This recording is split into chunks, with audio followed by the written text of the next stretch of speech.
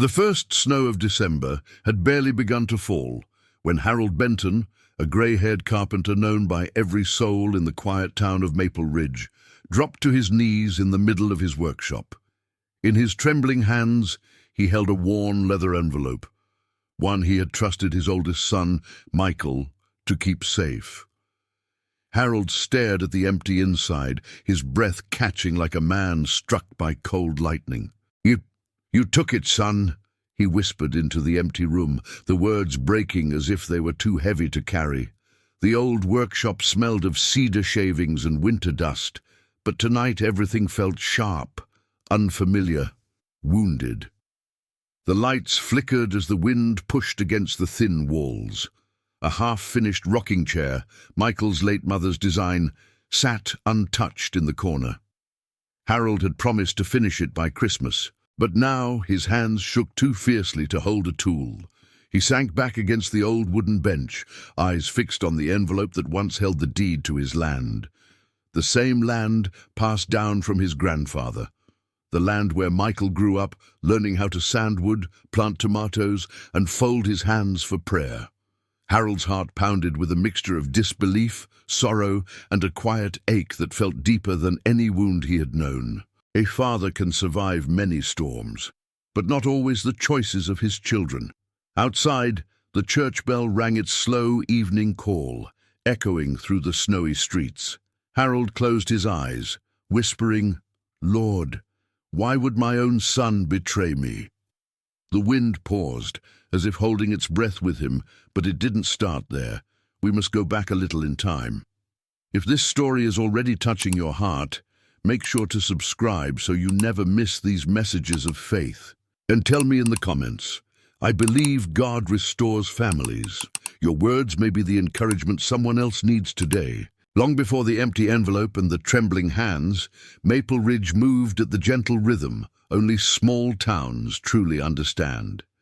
It was the kind of place where folks waved from porches, where every dog had a name, and where the old church steeple stood taller than any trouble that tried to pass through. Harold Benton had lived in Maple Ridge his whole life.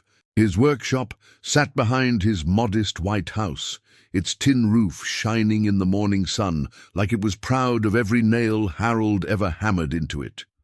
The backyard stretched into a small field, bordered by pines whispering the same songs Harold heard as a boy. And every morning, before the day fully woke, Harold would step outside, breathe the cool air, and whisper, "Thank you, Lord, for another chance to do good."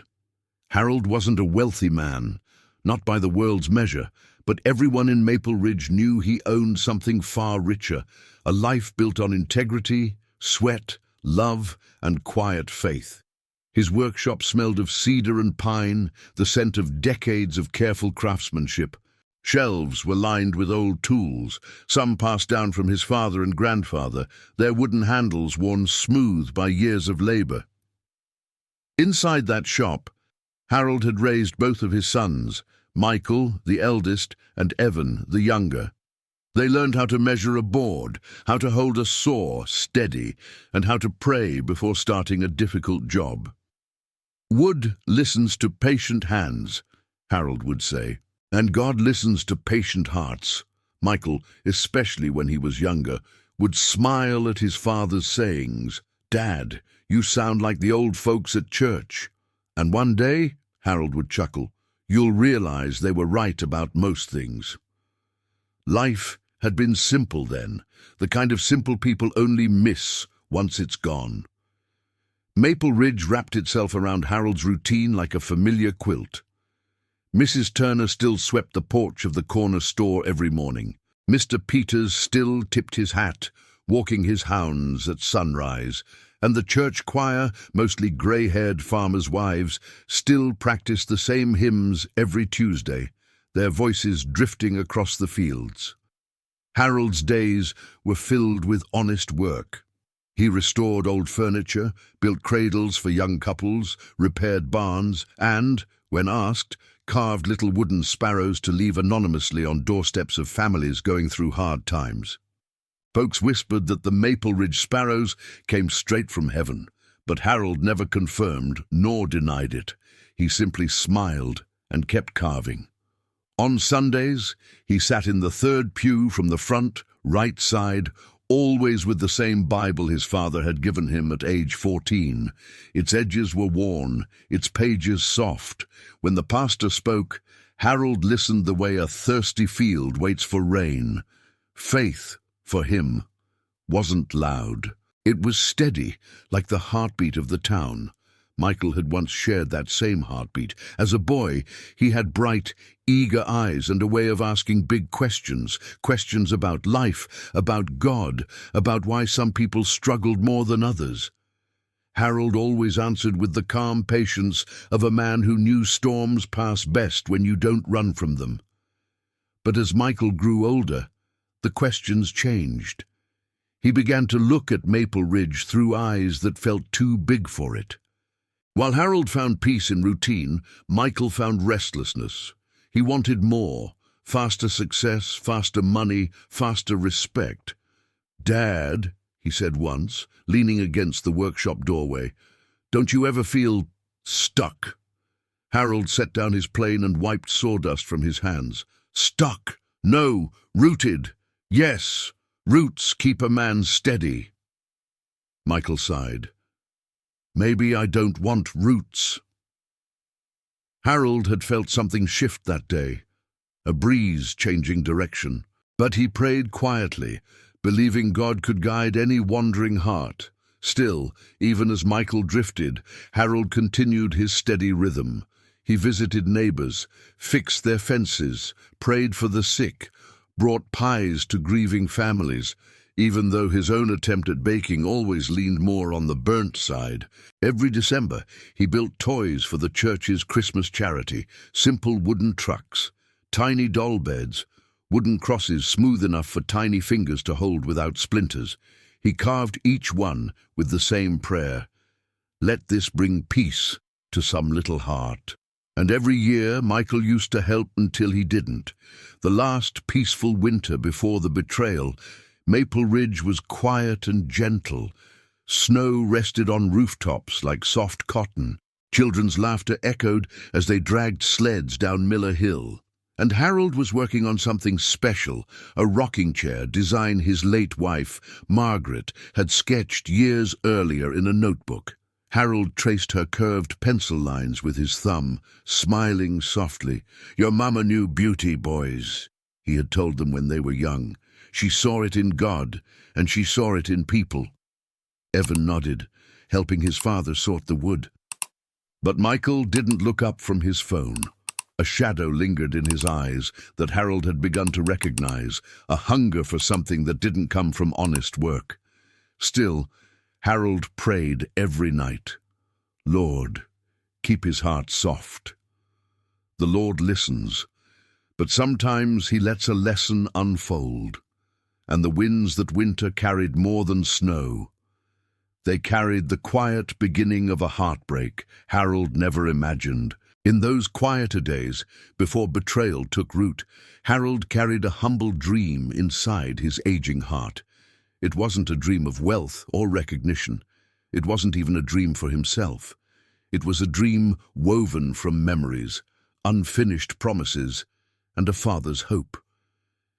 More than anything, Harold wanted to finish Margaret's rocking chair, the last design his wife had ever sketched before illness carried her home to the Lord. He remembered the night she drew it. The boys were already asleep. She sat at the kitchen table, wearing that soft blue housecoat he loved, her hair pulled back, a cup of chamomile tea cooling beside her. The lamp cast a warm circle of light over the page as she whispered, "I want this chair to stay in the family forever, something our children and grandchildren can rest in." Harold promised he would build it, but grief, work, and life had stretched that promise across too many years. Now, with Christmas approaching, he felt the old ache of unfinished love and whispered to himself, "It's time." For Harold, the rocking chair wasn't just furniture. It was a piece of his wife's heart, a symbol of all the gentle wisdom she carried, all the prayers she whispered over her boys, all the faith she lived in the small everyday ways only a mother can. When he ran his hand over the smooth oak board stacked in the corner, he felt her presence, felt the echo of her laugh, felt the warmth she once brought to every corner of their home. Finishing the chair became his Christmas prayer. One cold evening, after the sun dipped behind the pines, Harold knelt beside his workbench. The workshop lantern cast long shadows on the floor as he rested his rough hands on the unopened toolbox. "Lord," he whispered, his voice cracking with years of longing, "I'm not asking for much. Just let me finish what Margaret started. Let me give our boys something to hold on to, something good, something true." Snow tapped softly against the window, like heaven knocking gently on the walls of the small wooden shop.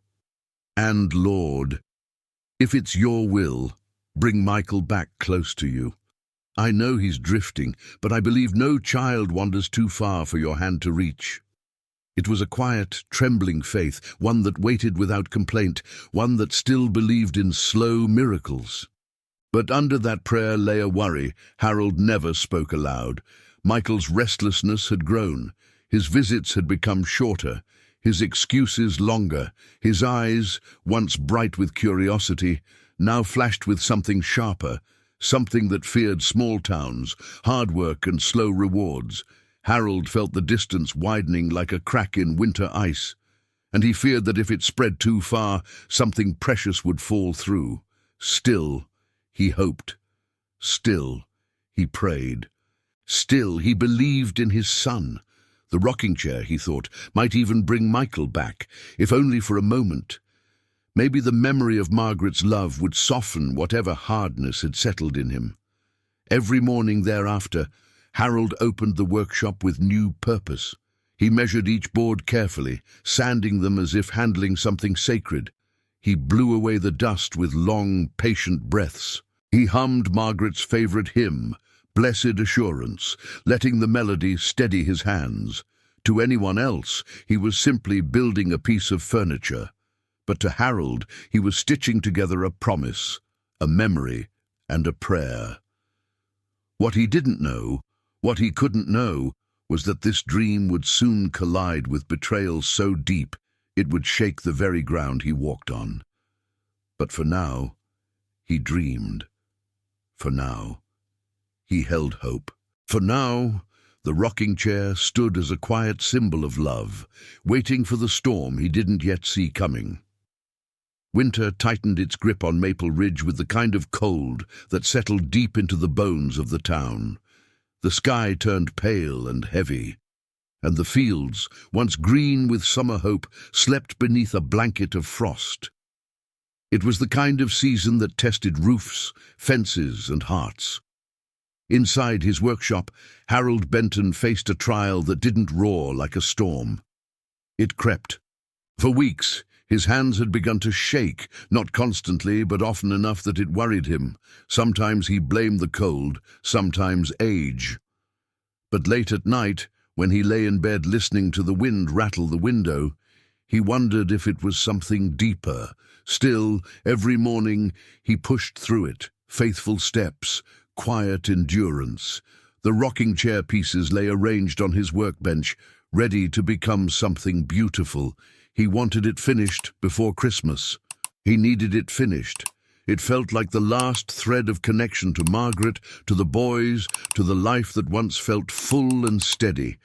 But as he worked, the weight of winter seemed to settle into everything, his muscles, his thoughts, his spirit.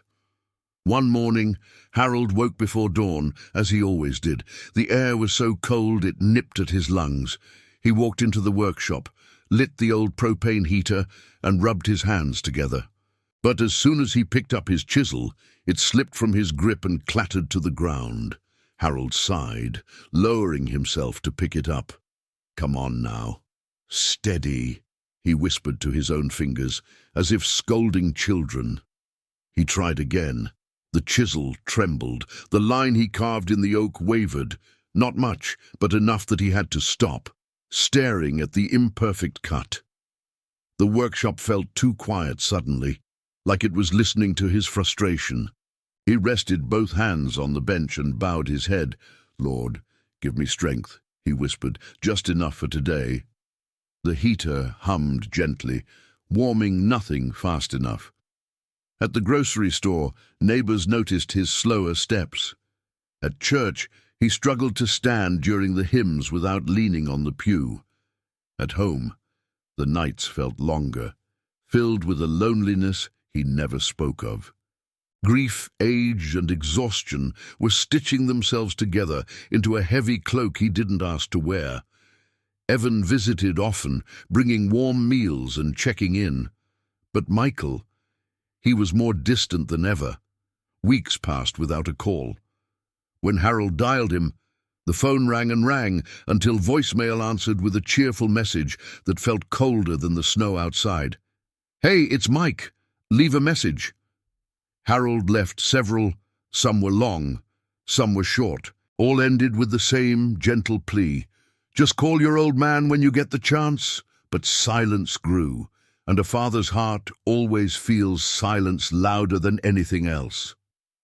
One night, after a particularly long day of working in the workshop, Harold sat at the kitchen table with a cup of tea. His hands were wrapped around the mug, trying to coax warmth back into them. The chair across from him, Margaret's chair, sat empty. It always felt empty, but some nights it looked emptier than others. "Margaret," he whispered, voice shaking as much as his hands. "I'm trying. I'm doing my best, but it's getting harder." The house creaked with winter, but no answer came. For the first time in a long time, a tear slipped down his cheek. He quickly wiped it away. Not because he was ashamed. Harold never believed tears showed weakness, but because grief always felt like something private, something delicate, something too fragile to leave lying out in the open. He folded his hands, bowed his head, and prayed, "Lord, you know my limits better than I do. Give me endurance. Give me peace when the work feels too heavy. And please, keep my boys safe. Bring Michael back to a good path, wherever he's wandered." He prayed until the tea grew cold, until his eyes felt heavy, until the quiet felt less painful. 2 days later, the wind howled like wild dogs across the fields. Snow smacked against the workshop windows. The heater flickered weakly, struggling to stay lit. Harold worked on the backrest of the rocking chair, a delicate curved piece requiring steady hands. But the cold had stiffened his fingers. Each cut felt like a battle. Sweat mixed with sawdust across his brow, even though the air around him felt freezing. Then, as he reached for a clamp, his hand spasmed. The curved back piece slipped from his grip and hit the floor with a sharp crack. Harold froze, slowly, painfully. He bent down and lifted the piece. A long split ran right through the center. It was ruined, the wood he had chosen so carefully. The piece Margaret herself had sketched with such love, the part he promised to finish perfectly. Harold held it to his chest and closed his eyes. "Oh, Lord," he whispered, unable to keep his voice from breaking. "Why can't my hands do what they used to? Why now? Why this?" He sat down on a stool, the broken board across his knees, and let out a long, tired breath, the kind that carried years of weariness. He wasn't angry with God, only tired, deeply, quietly tired. He pressed his forehead against the ruined piece and felt helpless tears fall, slow, silent, the kind that came only when a man had no strength left to pretend. When the tears dried, Harold placed the broken piece gently on the bench and stood up. His legs ached, his hands trembled, his breath came heavy. But something inside him, something old, something strong, something planted by years of faith, rose like a small flame refusing to die. "I will start again," he whispered. "If I must carve it 3 times, 4 times, 10 times, I'll finish this chair." He straightened his back. He wiped the sawdust from his face. He said the prayer he said every morning, but today with deeper resolve. "Lord, I will not quit." And though the cold bit at him, though loneliness weighed on him, though his son drifted further, though his hands betrayed him far before Michael ever would, Harold pushed forward, because faith, real faith, does not collapse under the weight of hardship. It bends like the old pines in winter, never breaking, always enduring. He began again, piece by piece, not knowing that something far heavier than cold and age was already approaching, not knowing that betrayal was about to reach his doorstep like a thief in the night. The cold days continued, but something colder than winter was heading toward Harold, something wrapped not in snow, but in the choices of his own son. Betrayal rarely arrives loudly. Sometimes it comes wearing a familiar face, carrying memories that make the wound deeper. It was the first Monday of December when Michael arrived unannounced. Harold was in the workshop, sanding the new replacement piece for the rocking chair. The heater hummed softly. Wind rattled the thin walls. The smell of fresh-cut oak filled the room like a warm memory. Then the door creaked open. "Dad!" Michael said, stepping inside. Snow dotted his hair and shoulders. His eyes flicked around the shop as though searching for something. Harold looked up, surprised but genuinely glad. "Well, look who the wind blew in," he said with a smile that reached all the way to his tired eyes. Michael forced a chuckle, but didn't meet his gaze for long. He seemed distracted, anxious, like a man with a weight tied to his conscience. "Cold out there?" Harold asked, as he brushed sawdust off a stool. Yeah, freezing," Michael said, though he didn't sit. He paced instead, rubbing his hands together. "Listen, Dad, I need to talk to you about something important." Harold's smile softened into concern. "Everything okay, son? You look troubled." Michael exhaled sharply. I've been going through a rough time. Money's tight, real tight." "Ah." The word money always tightened the air. Harold nodded gently. "I'm sorry to hear that, Michael. You know, if you need help, you can ask." Michael swallowed hard. "I am asking, Dad. I need a loan, just for a little while.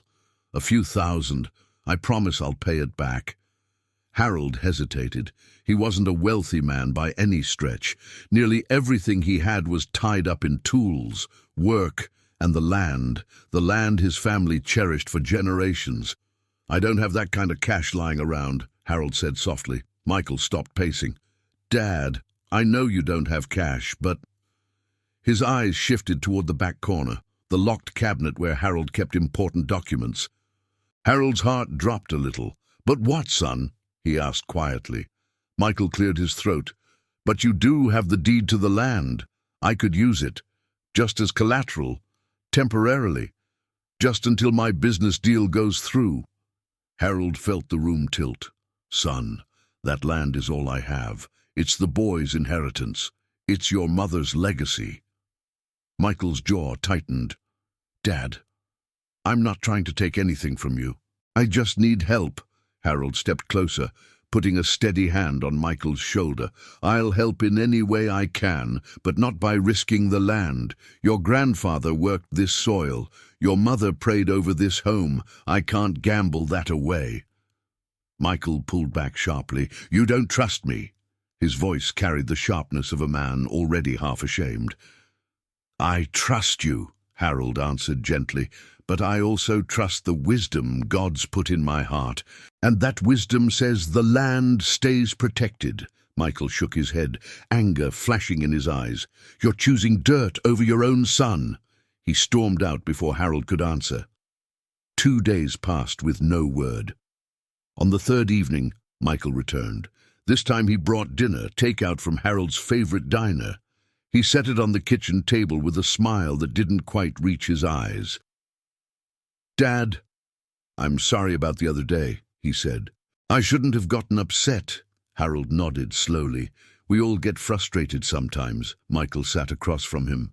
"I've been thinking, maybe I pushed too hard. I don't want us to fight, especially around Christmas." Harold's face softened. "Neither do I." They ate quietly. Snow fell softly against the windows, glowing in the porch light. After dinner, Michael stood and began tidying the kitchen, something he rarely did. He wiped counters, tossed trash, even washed the cups. Harold watched with cautious warmth. Maybe Michael was trying. Maybe the distance between them could heal. When Michael finished, he said, "Dad, could I borrow the truck tomorrow morning? I need to haul some scrap." "Of course," Harold said. "Keys are in the workshop." Michael smiled. "Thanks, Dad. You're the best." But that night, long after Harold went to bed, Michael slipped into the workshop. He didn't take the truck keys. Instead, he used the spare key hidden above the doorframe. He opened the cabinet quietly, almost reverently, as though stealing slowly made it less sinful. He took the envelope, the deed, his father's trust. The next morning, Harold noticed nothing missing. He went about his routine: coffee, prayer, workshop, soft hymns humming under his breath.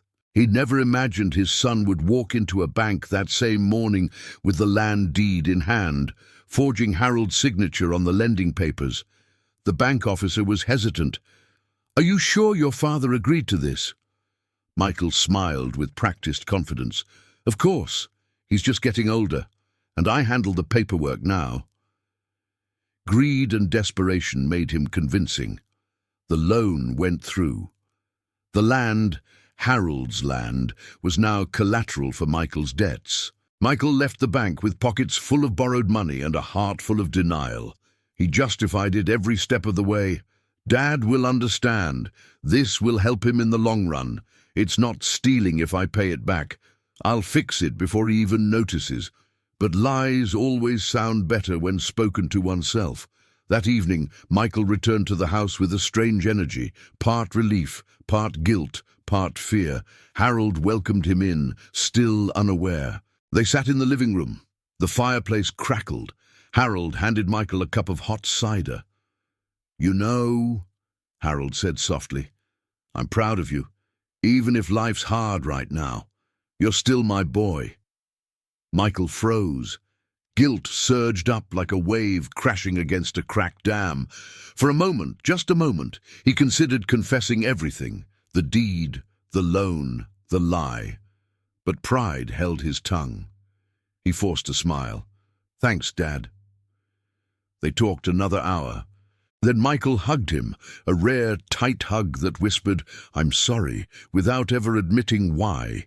Harold thought things were healing. He had no idea the betrayal was already done. 2 weeks later, a letter arrived in Harold's mailbox, a plain white envelope with the bank's logo. He opened it with mild curiosity. Inside was a warning. "Notice of payment due, secured loan, property collateral." Harold's hands began to tremble before he even reached the second line. Loan, collateral, property. His eyes darted to the bottom of the page, and there it was. Borrower, Michael Benton. Co-signer, Harold Benton. Signature on file. Harold stared at the forged signature. His name twisted into something unfamiliar and cruel.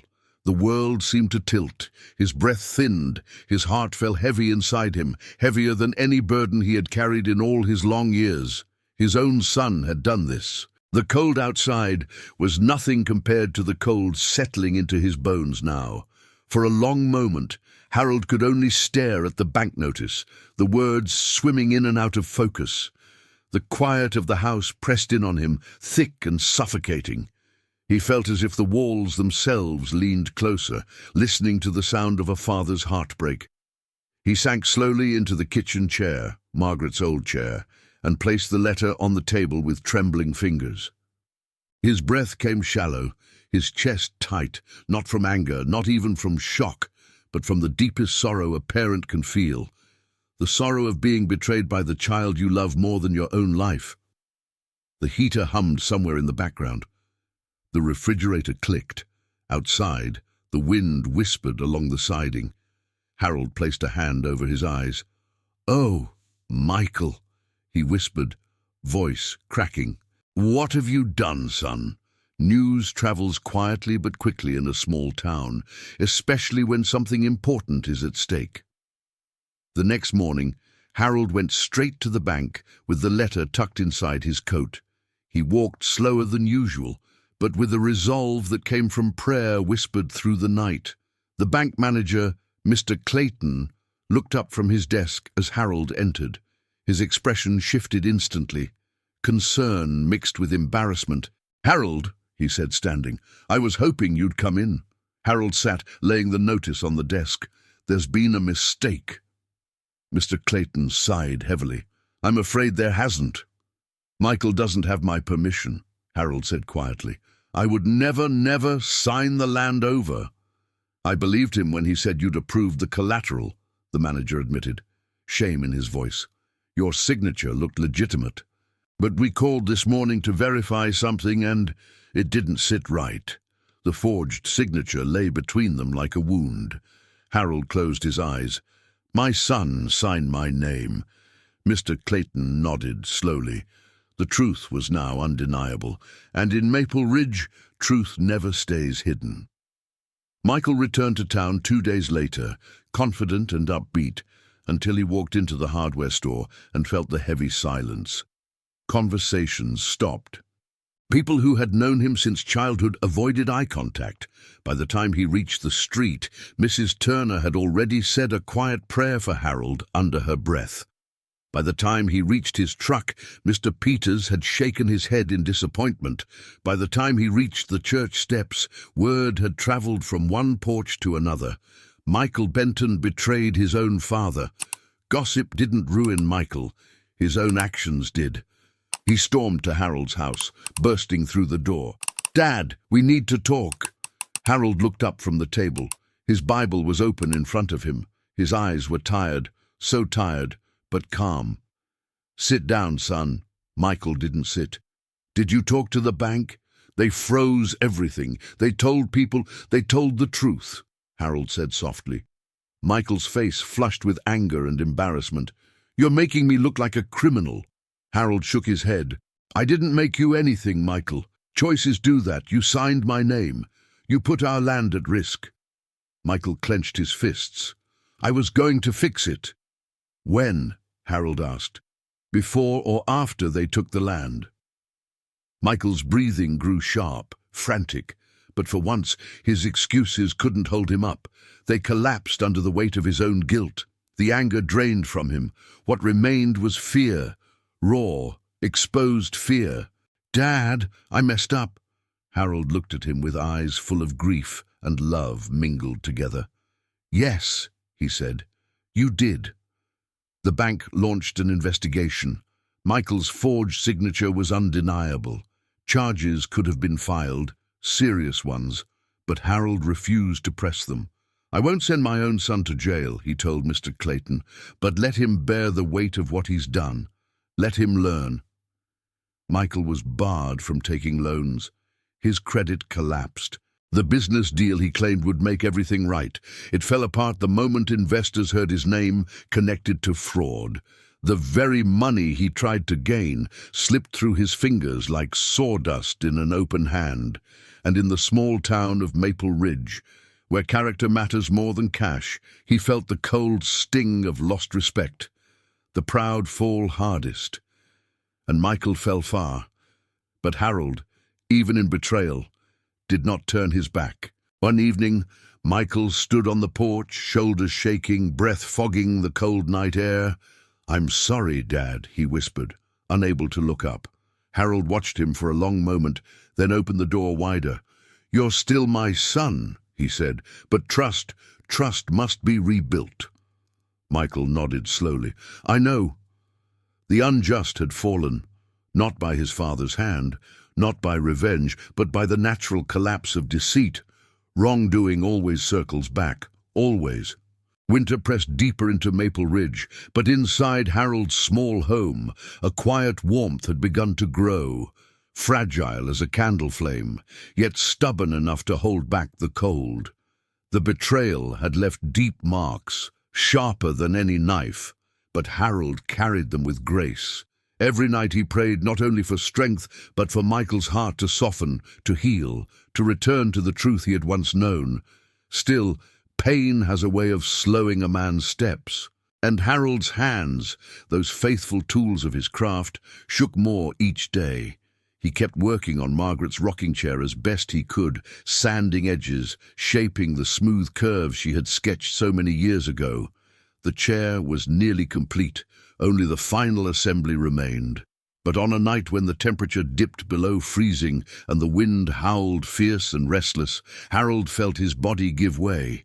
He collapsed beside the unfinished chair, breathing shallow, vision blurring. The cold workshop felt miles away from comfort. His breath made little white clouds in the icy air. His fingers twitched against the wooden floor. He whispered, "Lord, not yet. I just need to finish this for Margaret, for the boys." Then darkness pressed in. Michael had been staying in a small apartment outside town, ashamed to face anyone, including himself. But that night, something tugged at him, a pull he couldn't explain, a warmth in his chest, a whisper only the spirit hears. "Go home." The feeling grew stronger. "Go now." Michael grabbed his coat and rushed out into the bitter wind. He drove faster than he should have, snow whipping against the windshield, prayer forming on his lips, though he hadn't prayed in months. "God, I don't know if you listen to people like me anymore, but please let Dad be okay." He reached the house, jumped from the truck, and saw the workshop light still on. His stomach twisted. "Dad," he called, pushing the door open. No answer. He stepped inside. And there, half in shadow, half in the soft glow of the workshop lamp, lay Harold, collapsed beside the unfinished rocking chair. Michael's breath caught. "Dad! Dad!" He rushed to his side, lifting his father gently, fear flooding his eyes. Harold's skin was cold, his breath shallow. "God, no! Please, no!" Michael grabbed his phone and called 911, voice trembling as he gave their address. Then he wrapped his father in the thick workshop coat, holding him close, tears falling freely. "I'm here, Dad. I'm here. Please don't leave me." As he held Harold, something shifted in Michael's heart, something breaking, something healing, all at once. A weight he had carried for years loosened. Pride cracked, guilt poured out, love surged in. And in that fragile moment, Michael whispered words he had never said in his adult life. "Lord, don't take him yet. I'm not ready. I haven't fixed things. I need him. And he deserves better from me. Please, please give us one more chance." Outside, the wind softened, the storm calmed, the world grew still, almost gentle. Harold was rushed to the hospital. Pneumonia, the doctors said, severe and sudden. Combined with exhaustion and cold exposure, it could have been deadly. But when Harold opened his eyes the next morning, the first thing he saw was Michael, asleep in a chair beside the bed, head resting on his folded arms. Harold blinked. "Michael." Michael jolted awake, eyes red and tired. "Dad, you're awake, thank God," Harold smiled weakly. "Looks like he's not done with me yet." Michael leaned forward, tears filling his eyes again. "Dad, I'm sorry. For everything, for hurting you, for betraying your trust. I don't deserve your forgiveness." Harold stared at his son for a long, meaningful moment. His voice was soft when he spoke. "Forgiveness isn't deserved, son. It's given." Michael broke fully, finally. The tears flowed, raw and unhidden. He rested his forehead on his father's hand. "I want to make things right," he said through trembling breaths. "I'll undo the loan.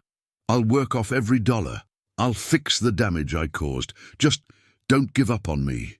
Harold squeezed his hand. "I never did." When Harold returned home 3 days later, bundled in warm blankets and doctor's warnings, he entered the workshop slowly, unsure what he'd find. And there it was, the rocking chair. Margaret's design, finished perfectly. Michael stepped behind him, voice humble and hopeful. "I stayed here every night while you were in the hospital. Evan helped. I followed your notes, your measurements, everything." Harold reached out and ran his trembling hand over the polished oak. "Son, it's beautiful." Michael swallowed. "I wanted you to see it. I wanted to do something right." Harold turned and looked at him, really looked at him. This is a blessing." The workshop filled with a golden beam of sunlight breaking through the clouds, warming the wood, warming the room, warming their hearts. Dust floated like tiny sparks in the light. A holy quiet settled. Harold whispered, "God's blessing never arrives late." Michael nodded, tears gathering again. "I believe that now." And for the first time in years, father and son stood together, not divided by betrayal, but united by grace. Winter began to loosen its grip on Maple Ridge, and with it, something softened inside the Benton home. The rocking chair, Margaret's final dream, sat in the living room near the window, glowing in the morning light like a symbol of grace restored.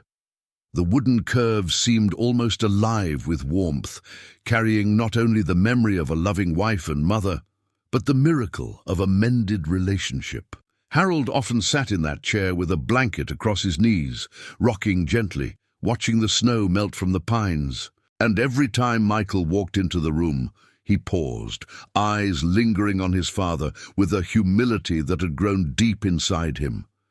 There were still consequences to face, debts to repay, trust to rebuild. But they faced each day together now, step by step, prayer by prayer.